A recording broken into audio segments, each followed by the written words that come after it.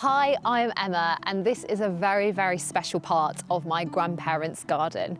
This is the tree house that my grandpa built for me and my sister one Christmas. It was such a surprise on Christmas Day when we woke up on Christmas morning and the tree house was just here in the garden. It really was amazing. I know now it doesn't quite look as magical and pristine as it sadly once did. Obviously, that is just what time does and when plants get very overgrown, but I still feel that there is this amazing natural wildness to it. It's like something out of a sort of mystical fairy tale.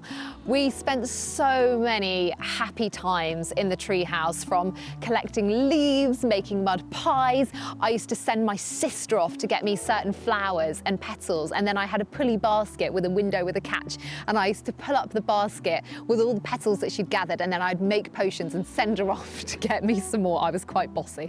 But we used to have tea parties in the tree house. We did loads of drawings, and probably see them sort of pinned to the wall in the background. We used to pin them up like a little gallery wall. So it really is the most special place. I even made a sign.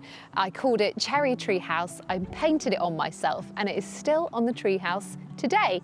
So even though now it does look a little bit neglected and a tiny little bit dilapidated, it is still incredibly special, and I think very wild and beautiful.